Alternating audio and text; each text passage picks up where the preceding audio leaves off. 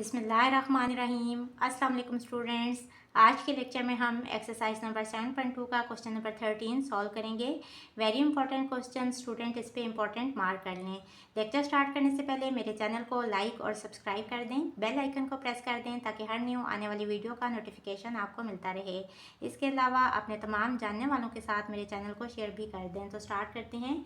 Question number 13 is if the coefficients of three consecutive terms in the expansion of 1 plus x power n are in the ratio 6:33:110 then find the value of n and the position of terms। हमने क्या करना है, सबसे पहले तो expansion का formula लिखें।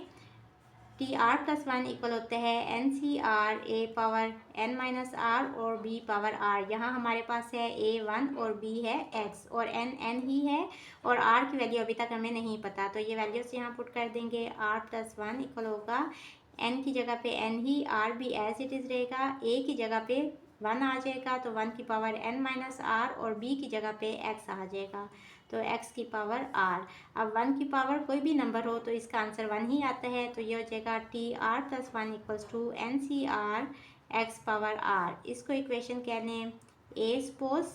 अब उन्होंने क्वेश्चन में हमें क्या कहा है कि थ्री कंसेक्टिव टर्म्स हैं, यानी कि एक के बाद उससे अगली और फिर उससे अगली तीन टर्म्स हैं और उनके अगर आप कोफिशिएंट्स लें तो उनकी रेशो किसके इक्वल है, 6:33:110 के। तो अब हम क्या करेंगे, हम थ्री कंसेक्टिव टर्म्स लेंगे अपनी तरफ से कोई भी। Let r minus 1th, rth and r plus 1th be three consecutive terms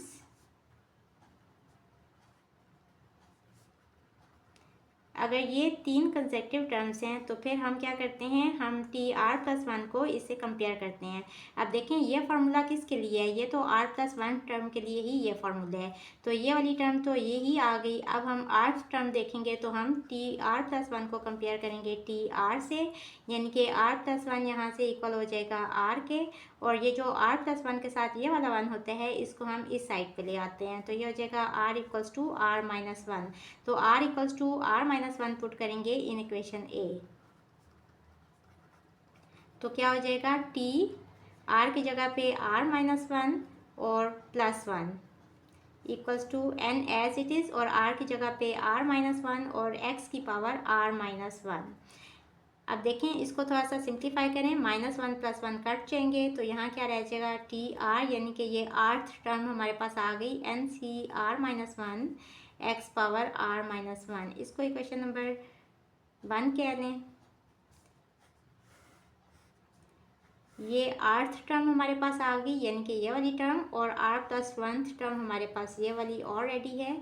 अब हमें और कौन सी टर्म चाहिए, आर माइनस वन टर्म, तो टी आर प्लस वन को टी आर माइनस वन के साथ कंपेयर करेंगे तो यहाँ से क्या आ जाएगा R plus one equals to R minus one, और ये वाला वन इस साइड पे आ जाएगा तो ये हो जाएगा आर माइनस वन, तो आर की वैल्यू हो जाएगी R minus two. Put r equals to R minus two in A, तो क्या हो जाएगा T R minus two plus one और N C R minus two और x की पावर r माइनस टू। अब इसको सिंप्लीफाई करें, T R minus two plus one कितना होगा माइनस वन, तो T R minus one equal हो जाएगा N C R minus two और x power r minus two. अब देखें ये हमने तीन टर्म्स फाइंड कर ली, कौन कौन सी, आर प्लस वन टर्म, आर्थ टर्म और आर माइनस वन टर्म। अब क्वेश्चन में क्या गिवन है कि इन तीनों टर्म्स के जो कोफिशिएंट्स हैं उनकी रेशो किसकी इक्वल है, 6:33:110 के। अब देखें आर प्लस वन का कोफिशिएंट कौन सा है, एन सी आर, ये वेरिएबल है। आर्थ टर्म में कोफिशिएंट है N C R minus one और ये वेरिएबल है, और टी आर माइनस वन में कोफिशिएंट है N C R minus two और वेरिएबल है X power R minus two. तो हम इन तीनों कोफिशिएंट्स को लेंगे और इनकी रेशो को इक्वल करेंगे 6:33:110 के। तीनों टर्म्स लिख ली और अब इनके कोफिशिएंट्स की रेशो लिखते हैं। इसका कोफिशिएंट है N R N C R, next coefficient है N C R minus one और आर माइनस वन टर्म का कोफिशिएंट है N C R minus two. इन सब की रेशो ये इक्वल है 6:33:110। अब अगर आप यहाँ तक स्टेप सही कर लेते हैं तो आगे आपका इंशाल्लाह ताला ठीक क्वेश्चन हो जाएगा। अब यहाँ से देखें, हम दो रेशोज़ को इक्वल कर लेते हैं। यहाँ से पहली दो रेशोज़ ले लें, ये इक्वल होंगी 6:33 के, और इसी तरह यहाँ से इन दो रेशोज़ को भी हम ले सकते हैं, NCR-1 ratio NCR-2 equals to 33:110। अब हम इन दोनों को सॉल्व करेंगे। इसको ओपन करें, कॉम्बिनेशन का फॉर्मूला है NCR किसके इक्वल होते हैं, n factorial over r factorial into n minus r factorial, यानी कि ऊपर वाली टर्म का फैक्टोरियल, फिर नीचे वाली टर्म का फैक्टोरियल, फिर ऊपर वाली में से नीचे वाली माइनस करेंगे तो n माइनस r फैक्टोरियल। इसको ओपन करेंगे तो ये यूँ हो जाएगा, और रेशो का मतलब होता है डिवाइडेड बाय, तो यहाँ डिवीजन का साइन लगा देंगे। अब इसको ओपन करेंगे, ऊपर वाली टर्म का फैक्टोरियल यानी कि n फैक्टोरियल, नीचे वाली टर्म का फैक्टोरियल यानी कि r-1 का फैक्टोरियल, और फिर ऊपर वाली में से नीचे वाली माइनस करेंगे तो n माइनस और r-1। इस चीज़ का ख्याल रखना है कि नेगेटिव साइन है और यहाँ भी अंदर नेगेटिव साइन है, तो इस पर ब्रैकेट लगाएंगे और इसका फैक्टोरियल ये इक्वल है 6/33। और यहाँ भी इसको ओपन कर लेंगे, ये हो जाएगा n फैक्टोरियल ओवर नीचे वाली टर्म का फैक्टोरियल यानी r-1 का फैक्टोरियल, और ऊपर वाली टर्म में से नीचे वाली माइनस होगी तो n माइनस और ब्रैकेट लगा के r-1 लगाएंगे और इसका फैक्टोरियल, और यहाँ रेशो की जगह पे डिवीजन का साइन लगा देंगे और n फैक्टोरियल नीचे r-2 का फैक्टोरियल और n माइनस r-2 का फैक्टोरियल, और ये इक्वल है 33/110 के। ये 11 के टेबल पे डिवाइड हो रहा है, 11 3 सा 33 और 11 10 सा 110। अब इसको सिंप्लीफाई कर लें, यहाँ डिवीजन का साइन जब मल्टीप्लिकेशन के साइन में चेंज होगा तो न्यूमिनेटर डिनोमिनेटर में चला जाएगा और नीचे वाली वैल्यू ऊपर आ जाएगी। ये हो जाएगा r-1 फैक्टोरियल, और इसको सिंप्लीफाई करके लिख लें, ये हो जाएगा n-r+1 का फैक्टोरियल, और ये n फैक्टोरियल नीचे चला जाएगा इक्वल्स टू 6/33, ये इससे कट जाएगा। अब देखें यहाँ r फैक्टोरियल है और यहाँ r-1 फैक्टोरियल है, हमने फैक्टोरियल वाली वैल्यूज़ ख़त्म करनी है, तो इससे अगली इससे छोटी वाली टर्म क्या होगी, r-1। जिस तरह हम फैक्टोरियल्स को कैसे एक्सपेंड करते हैं, देखें सपोज है 6 फैक्टोरियल, इसको हम लिख सकते हैं ना 6 × 5 फैक्टोरियल, यानी कि इससे अगली वाली टर्म इससे छोटी वाली हमने लिखी, तो यहाँ r फैक्टोरियल से छोटे वाली टर्म क्या है, इससे छोटी, ये होगी r-1 और इस पे फैक्टोरियल लगा देंगे ताकि ये इस r-1 फैक्टोरियल से कट जाए, और यहाँ है n-r फैक्टोरियल। अब इससे छोटी टर्म क्या होगी, n-r-1, लेकिन हमें तो ये नहीं चाहिए, यहाँ +1 है, तो अगर हम इसको एक्सपेंड करें, इसको एज इट इज़ लिख लें और इसको एक्सपेंड करें तो ये होगा n-r+1, एक टर्म तो यही आ जाएगी, और इससे अगली इससे छोटी वाली क्या होगी, n-r+1, और एक कम होता है ना छोटे वाली, तो एक कम यानी -1, ये इससे कट गया तो n-r और साथ में आ जाएगा फैक्टोरियल। तो इसके साथ नेक्स्ट इससे अगली छोटी टर्म n-r का फैक्टोरियल, और नीचे यहाँ कुछ भी नहीं रहा तो नीचे 1 रह गया, और ये वाला n-r factorial as it is साथ में लिख लें, ये इससे कट गया, ये इससे कट किया, और यहाँ है 6/33। क्रॉस मल्टीप्लाई भी कर लें, 33 यहाँ n-r+1 से मल्टीप्लाई होगा, और यहाँ 6 मल्टीप्लाई होगा r से, यहाँ नीचे सिर्फ r रह गया है तो ये 6r हो जाएगा। ये हो जाएगा 33n-33r + 33, और ये 6r इस साइड पे आके हो जाएगा -6r इक्वल्स टू 0। ये हो जाएगा 33n - 33r और -6r is -39r + 33 equals to 0। इसको इक्वेशन नंबर 3 कह लें।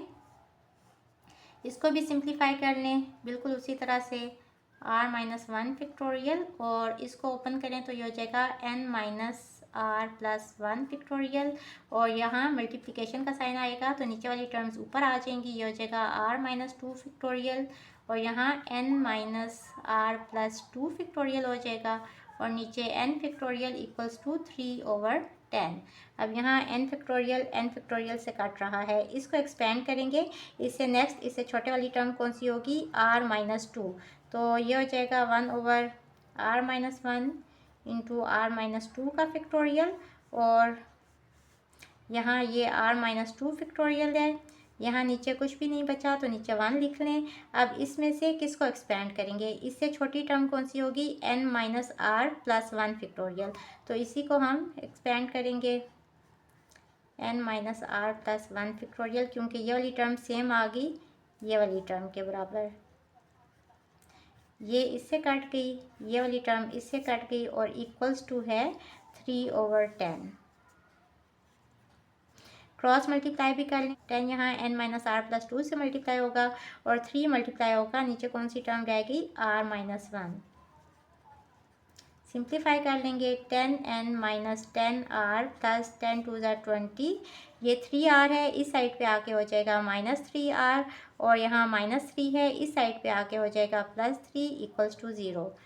10n माइनस 10r और minus 3r is minus 13r और 20 प्लस 3 इज़ 23 इक्वल्स टू 0। इसको इक्वेशन नंबर 4 कर लें। अब अगर हम इस इक्वेशन को 3 से मल्टीप्लाई करें तो यहाँ 39r हो जाएगा और यहाँ भी 39r है। इन दोनों को माइनस करेंगे ताकि हमारे पास n की वैल्यू आ जाए। तो multiplying above equation by 3 we have 3 into 10n minus 13r plus 23 और यहाँ भी 3 0 से मल्टीप्लाई होगा तो ये वाली साइड 0 ही आ जाएगी, ये हो जाएगा 30n माइनस 13 3 ज़ा 39r प्लस 69 इक्वल्स टू 0। ये फोर्थ इक्वेशन है तो इसको इक्वेशन नंबर 5 कह लें। अब सब्ट्रैक्ट 3 माइनस 5 तो हमारे पास क्या हो जाएगा, 33n minus 39r plus 33 equals to 0 और 30n minus 39r plus 69 equals to 0। Subtract करने हैं तो साइंस चेंज होंगे, ये वाली टर्म्स कट रही हैं और यहाँ 33n minus 30n is 3n और 33 minus 69 is minus 36 equals to 0। यहाँ से 3n इक्वल आ जाएगा 36 के और यहाँ से n इक्वल आ जाएगा 36 डिवाइडेड बाई 3, 3 1 ज़ा 3, 3 2 ज़ा 6, तो यहाँ से n की वैल्यू आ गई इक्वल्स टू 12। n की वैल्यू हमने फाइंड करनी थी, ये हमने फाइंड कर ली। अब हमने कंसेक्टिव टर्म्स फाइंड करनी है कि कौन कौन सी टर्म्स हैं, उनकी कौन सी पोजीशन है। अब ऐसे करें कि इक्वेशन नंबर 4 दोबारा लिख लें, 3 और 4 में से कोई भी लिख लें और उसमें n की वैल्यू पुट करेंगे तो यहाँ से हमारे पास r की वैल्यू आ जाएगी। Put n equals to 12 in equation 4, ये इक्वेशन 4 है। वी हैव क्या हो जाएगा, 10 into 12 minus 13r plus 23 equals to 0। 12 into 10 is 120 minus 13r plus 23 equals to 0। इन दोनों को ऐड करेंगे तो ये हो जाएगा 143 माइनस 13r इस साइड पे हो जाएगा प्लस 13r और यहाँ से r इक्वल्स टू 13 यहाँ डिवाइड हो जाएगा। 13 1 सा 13 1 आ गया तो 13 हो गया, 13 1 सा 13, तो r की वैल्यू आ गई इक्वल्स टू 11। अब वैल्यू ऑफ r हमारे पास 11 आ गई। पोजीशन ऑफ टर्म्स हमने फाइंड करनी है।